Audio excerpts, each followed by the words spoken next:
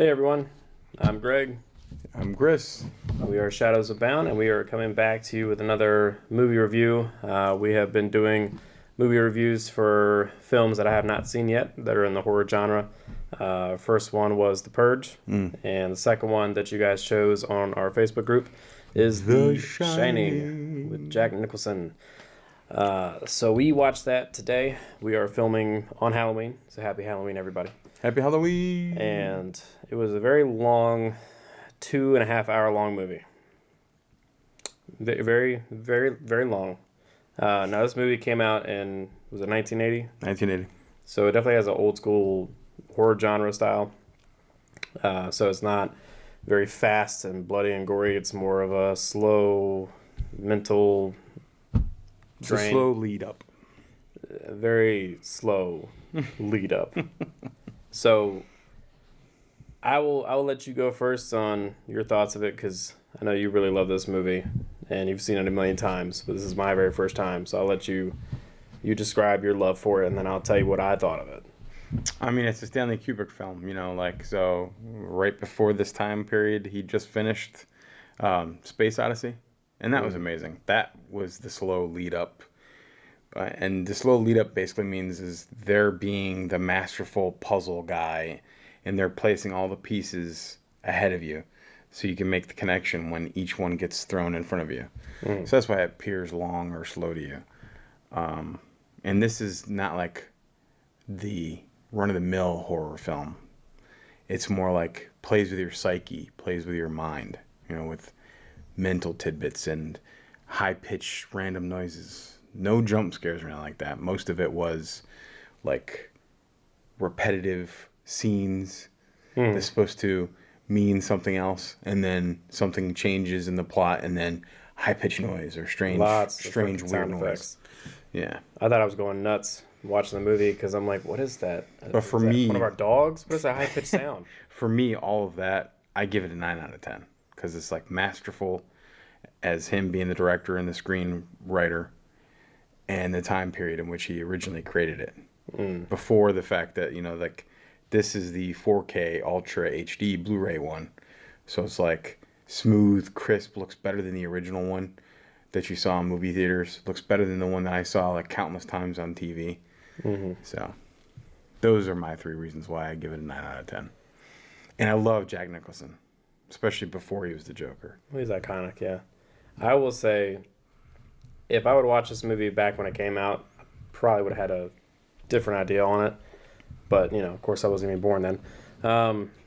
But with this movie, watching it, it was just so freaking slow. Every time somebody opened a door, it took them 2 minutes. Every time somebody had a conversation, they had to breathe for 3 minutes before they had a word come out. I mean, it's just, I felt mentally drained. I don't usually fall asleep during movies, especially during the day. But I literally was like falling asleep, having to catch myself. So this, I mean, I like the premise on it, right? And again, this is back in 1980. But I feel like they could have done more with what they had. You had movies like, Friday the 13th that came out before this. And they were killing how many people in that movie? Everyone every couple minutes. And how many people died in this movie? One? Well, no, 2. Who was the other one? Well, no, actually 3. There's just one. So the only person you don't see that was dead that was killed. No. You see the guy's wife, too. The only person that you see physically killed in that present time. Oh, you mean a fresh killing. Yeah, just one. Fresh killing. Just one. Dick Halloran. And that took over 2 hours to get to. Out of a 2.5 hour long movie, mind you. So, I mean, I don't even want to say spoiler alerts, because the movie's like 43 years old, but you have one guy who dies, who the whole entire movie is like worried about the family, decides to hop on a plane after countless number of times calling to check on him, flies all the way, to Denver from Florida? From Miami, Florida to Denver, Colorado. Then gets to driving 5 hours to a friend of his to get a snowmobile.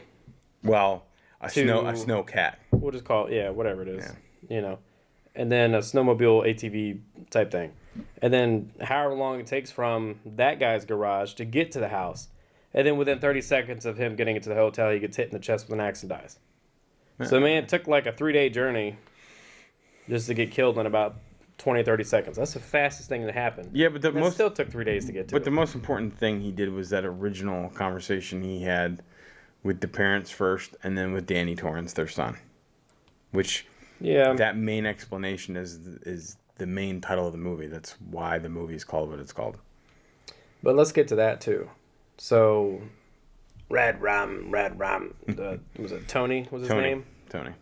So they don't really explain what it is in the movie. They just say that it's a voice that tells him things in the future, or I guess gives him visions. Well, past, present, future. Yeah, or gives him visions. Yeah. So you don't know if it's a demonic presence that's possessing the kid, if it's an invisible friend, if it's a spiritual gift that he has. Like, I really wish they would have dived into it. That's why you have to read the book. Which, well, yeah, but still, like, movie-wise, I haven't read the book, and I know... You have to read the book. You have to watch the second movie, Dr. Sleep, where it's Danny Torrance in his 40s, played by Ian McGregor. Specifically talking about this movie, though, they did not explain it at all. You just get random, hello, Mrs. Torrance. Okay, so... It's like a finger puppet. Literally. Trying to figure out what that is, that's a different story. That's kind of like explaining everyone's different beliefs on spirituality itself. Mm-hmm. So let's cut that away. The basis of it is his invisible friend or spirit guide. Mm-hmm. And it's just supposed to be one takes over his personality so he can like drive him around while he's witnessing what he's supposed to be witnessing on the other side. Yeah. So if he's here and now with his parents and he's supposed to converse with them, but something's happening where he has to drive in the driver's seat for Danny, he can take over while Danny's back there watching everything happen. Or, i.e., the hallway being filled with lots of blood. I don't know. I just think that if they would have put a little bit more explanation into it, or more of a lead up, or maybe if it was like a demonic presence or something scary that was in him, that led to the father getting possessed and everything else, like whatever he had in his body messed with whatever that was there and then led up to that whole thing. That would have been a little bit more different to me, a little bit crazier. They would have put a little touch on it. But also the thing that annoyed the living crap out of me was the acting. So the mom, Miss Duvall, basically, what was her name? Says it on here. Shelley Duvall. Okay, I can remember her first name. Miss Shelley has the most worst acting ever. Underacting, yeah, I would say. Like dying. Like literally, we watched a meme on Facebook of somebody getting chased in a horror movie and just being extra, like trying to get out of the front door, can't open the door, taking forever to come up, steps and stuff. And then I watched this movie and literally it's identical to what was in that. Yeah. I mean, the one scene where she's got the baseball bat and she's like walking gently swinging backwards Jack up the staircase. Yeah. I feel like that scene was 15 minutes long. And she was just like, no. Smacking at him. Get away from me. No.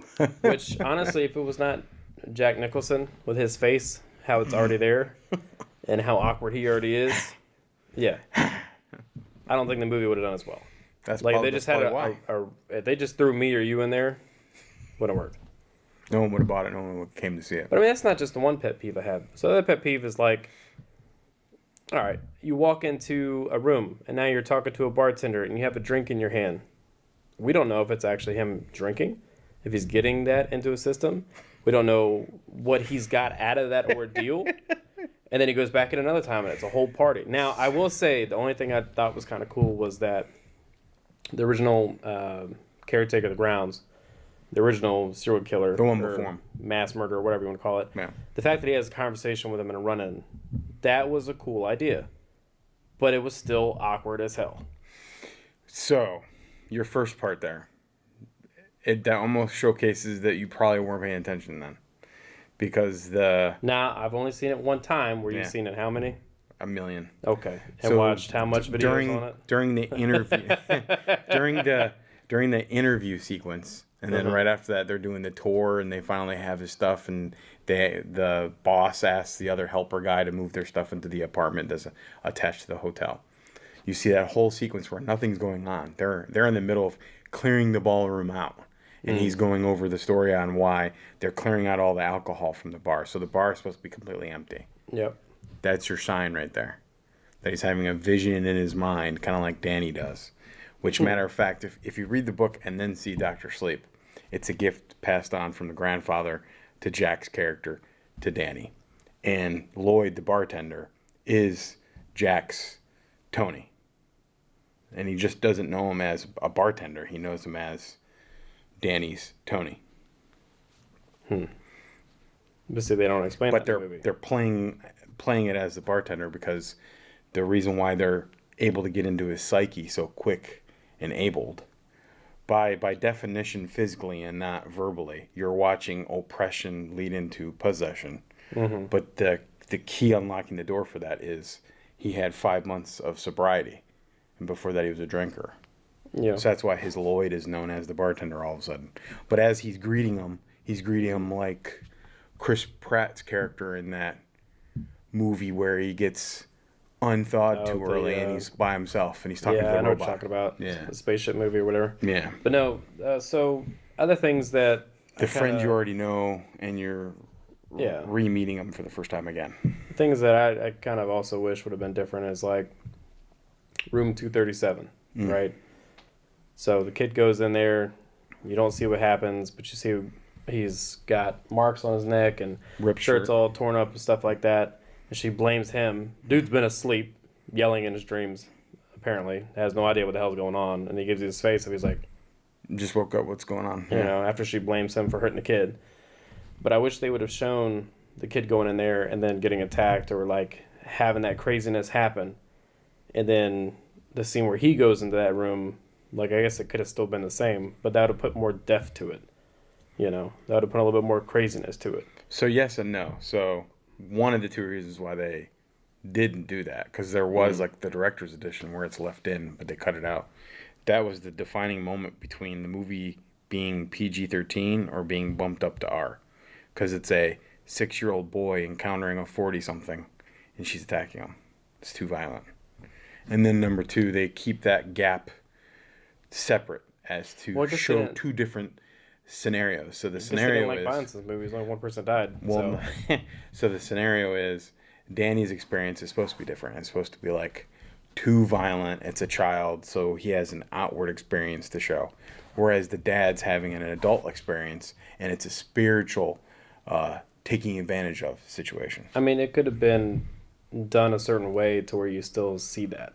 Because that would have tied more into the kids seeing stuff, going through stuff. Kind of like Sixth Sense, you know, where he sees the person in the kitchen and all that kind of stuff. And like if people don't believe him and all that kind of stuff, that could have been the same thing for Danny. Well, so you pointed out something that's the same connection, right? So that scene where he's in the kitchen and the girl is consistently vomiting, but in the beginning of the movie he thinks she's trying to attack him, but all she ever leaves on him is a cold grip on his arm. And as he gets out of the tent, his mom sees that 4 fingers on his arm. Same as the scratches on Danny's neck and the ripped shirt. That was one of the few movies that scared me when I was a kid because, not to get off Shining, but the whole scene where he goes into the kitchen and the mom's like clanking and banging around stuff, and then she turns around and has that like weird ass voice and is screaming at him, and then he goes to run and hide in the tent, and you're like, all right, he's safe. And then all of a sudden that chick's just in there like oatmeal, and you're like, what the and then, you know, handprint and all that kind of stuff. It just felt like he was getting attacked right after one after another. And all she was trying to do was, like, at the time until they get to the other part, so I'm going to give that away, she's trying to reach out to ask him for help. But all she could get out was the vomit. But later you learn why the vomit happens. But, I mean, that's the two reasons why I'm both connected to The Shining and Sixth Sense. I relate to that 6-year-old kid. That was me at 6 years old. Well... So I got obsessed with me thinking I was freaking out and seeing something I shouldn't be thinking, and or I have a problem with my head. So I would like have those experiences and then get absorbed with comic books and use the comic books to shut it off or shut out. I mean, for me, The Shining, I know that it being such a classic film for so many people and such a pillar in the horror community and stuff like that, it's not as great to me as the other classics. And okay, another thing, I think the only cool scene that they did for the entire freaking movie was when he was chasing him through the maze, because that had suspense to it. That had the horror sense to it. It was a beautiful scenery. The way he covered up the tracks, you were like, all right, this kid has intelligence. Like, it led up to a lot of different things that you were like, is he going to get him? Is he not going to get him? And then they just cut and dry, and now he's frozen to death. That is what pissed me off. I think you fell asleep in that one. No, I didn't fall asleep. Because you are pointing out a good part. I didn't fall asleep. That's essentially the ending of the movie almost. He gets mad, falls to the ground in the snow, yeah. and it cuts, and now he's like, but that from the snow frozen. But that scene is what gets Danny out, reunites with his mother. Yeah, no, they find all that. They find the working snowcat. I'm talking about specifically. Jack doesn't get out. Jack gets stuck. I'm talking about specifically him literally falling to the ground in the snow, and they cut, and he's frozen. Yeah. Like, I needed to see more of maybe him crying and screaming because maybe the thing is taking him over and he misses his kid and his family and he's wondering why he's doing this, or he's having that self-torture, like, or maybe he's just stark raving mad and he's trying to chop his way through the bushes and can't get out, something like that. And then he freezes to death. We just get... Well, you don't just get that. And nothing. You get the photo that's supposed to be framed in the hallway at the front door. I'm just talking about specifically how he dies, how he falls to the ground. He gets frozen to death. I know, but what I'm saying is the emotion. I needed some emotion to these characters. There were no emotions besides him treating his wife like complete utter crap. Yeah, well, and yelling at her and screaming at her. That's the first initial breakdown of the psyche, right? So like you see that happen with her. She already has a mistrust. And that mistrust takes advantage of her. And she instantly thinks what? After him waking up from a crying nightmare, that he attacked Danny when he didn't at all. But he only feels like he can only explain that to his Tony, Lloyd, the bartender. And he explains that to the bartender. I get that. But like for me, it's like he was dead asleep, so how could he hurt the kid? If he's in there screaming and talk about having nightmares and stuff. His previous experience that he talks to him about. He was drunk, came home, saw Danny throwing all of his school papers around. He was pissed, was trying to get Danny away from all the paperwork so he could pick it up.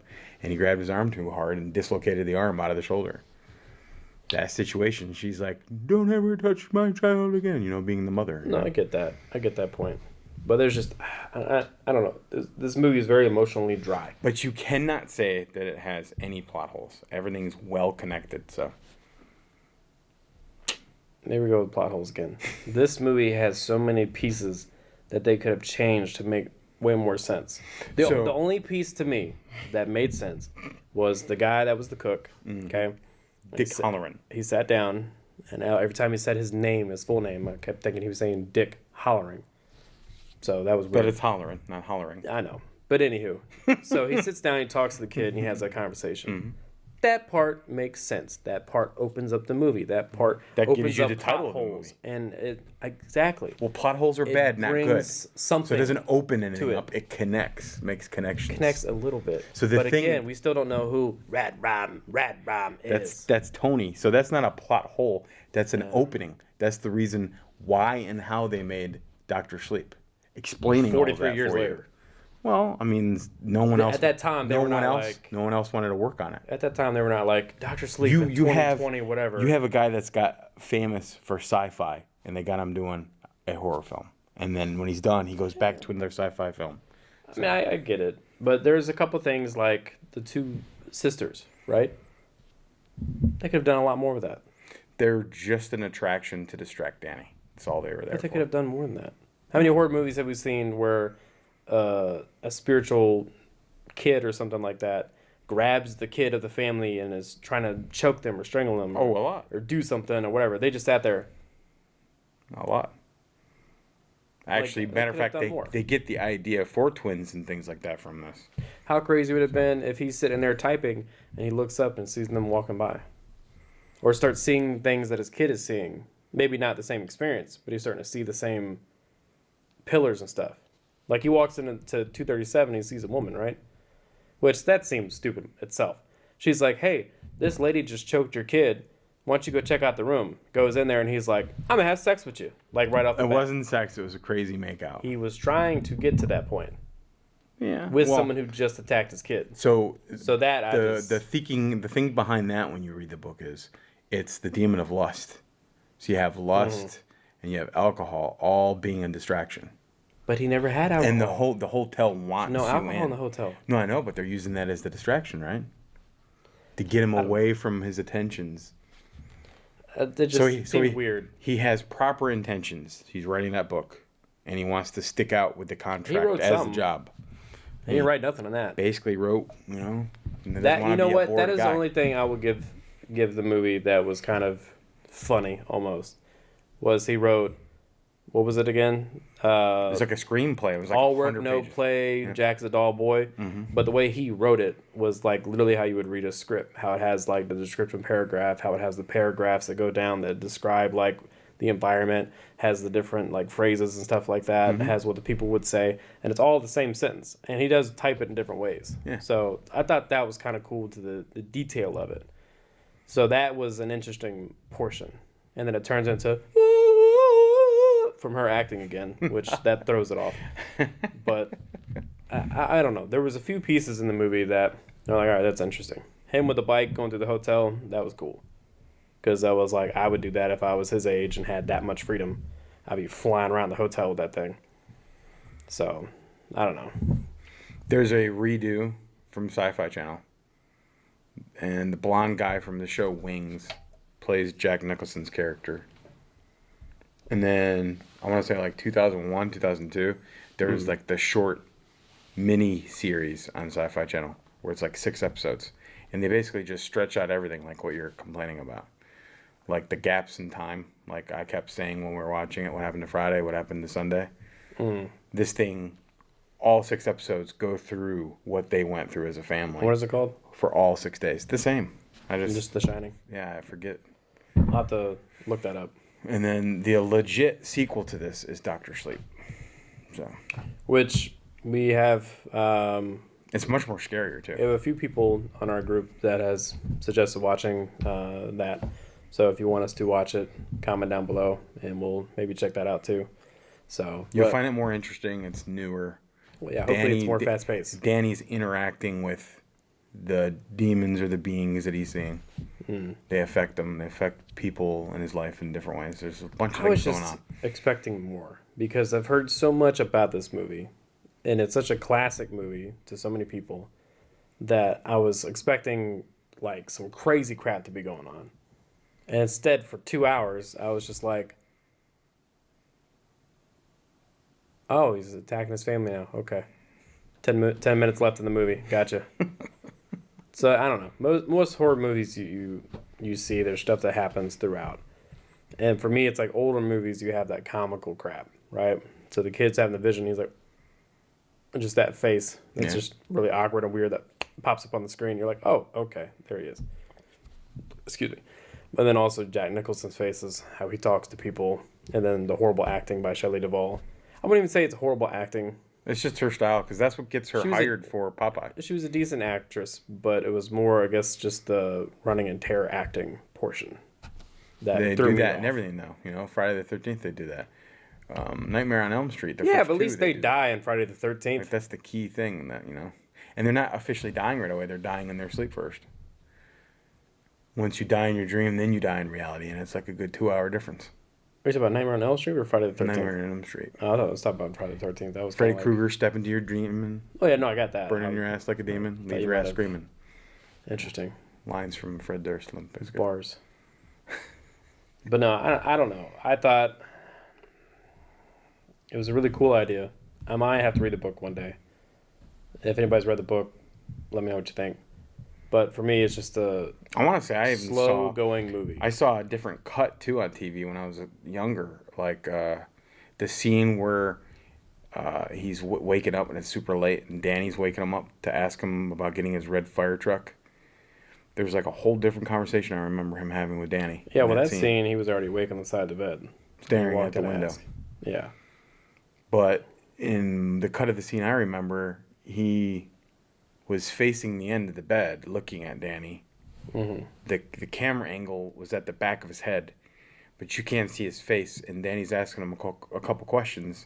The audio gets turned up a little bit. You can hear him talking back to Danny, but all you see is like this, the smile that must have got him the job as the Joker in the mirror. The whole time he's talking, but the reflection is doing nothing. The reflection is like like, I mean, he definitely had that face a lot with stuff. So that's what kind of just threw me off. I wish also with how he was being a dick to his family in the movie, I was kind of hoping he would have a gruesome death because I was kind of rooting for that. Well, I mean, And all freezing I to got death was is crazy. Being the scene frozen to changed. death is pretty crazy, But though. I want to see it. It's a horror movie. Show me the death. It's PG-13. You can only see so much. Like, you saw Dick Halloran get... radar. Really? Wow, okay, never mind. And back in that time frame, like PG and PG-13 A lot were happened like in rated R, yeah. So that's why, the whole chick being naked scene situation happened. Yeah, full frontal. So, which the lady that was attacking him looked like she smoked 2 packs of Newports a day, So it was a awkward scene right there and a half.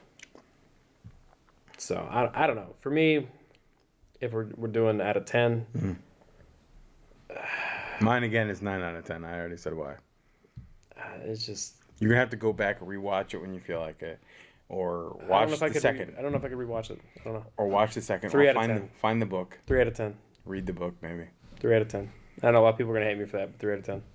It's your opinion. Doesn't mean it's fact, but it's your opinion. Because people got Oscars for this movie, so. I mean, I'm sure, but for me, it's just if you have an ideal behind something, you have a whole lot more creativity you could have brought to it. Which again, it was back in 1980, so maybe they had less to work with or less ideas back then. I want to say, and I'm thinking of what I've seen recently to now, where his financing is what it was based on, really. I mean, yeah. So they made a $2 or $3 million movie with like $150,000.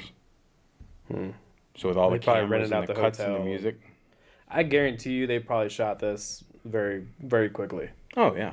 Like the only thing that probably took long was doing the different sets of, well, of course, the blood flowing in. The scene cuts. But like the different people in the party scene, stuff like that. Like the small amount keeping of time the ballroom scenes. empty and then having people in the ballroom. Yeah. So, But all the different... And the bathroom scene too, I want to say, was a different set they built. So the red bathroom. But like with him typing at the computer or the typewriter and stuff like that, I feel like they probably shot all that stuff rather pretty quickly.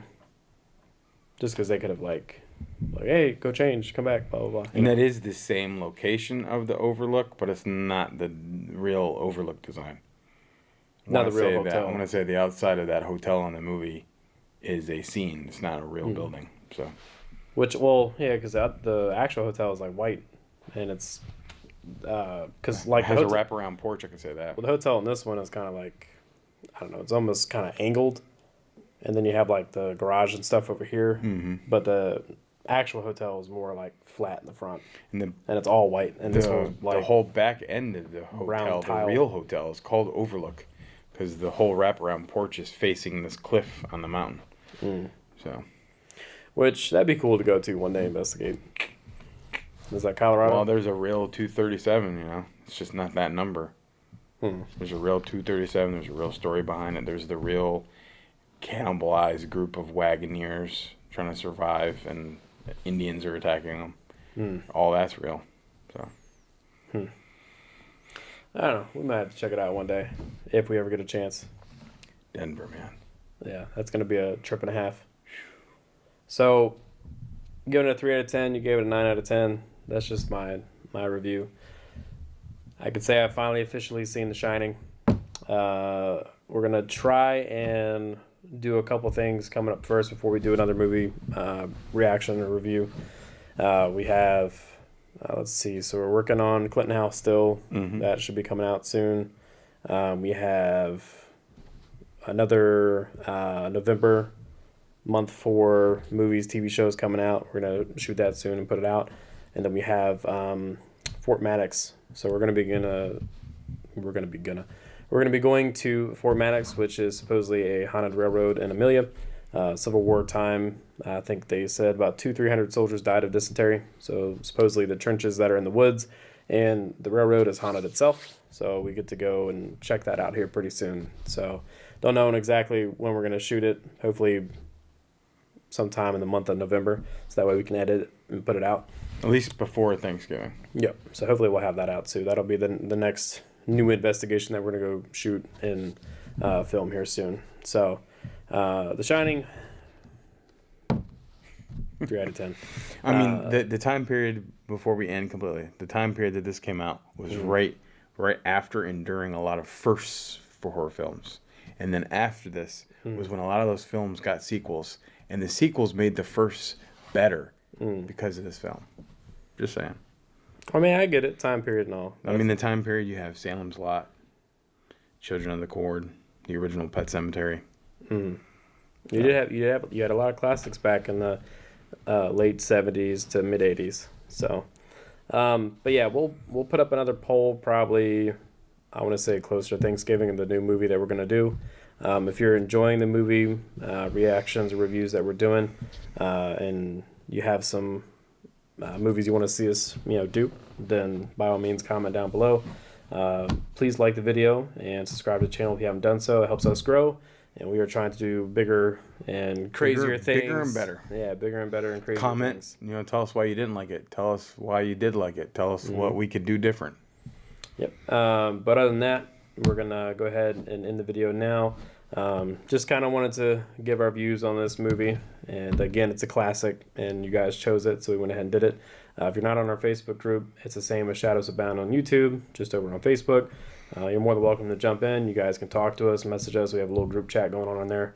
And, other than that, we'll see you on the internet and see you on YouTube. Have a good one.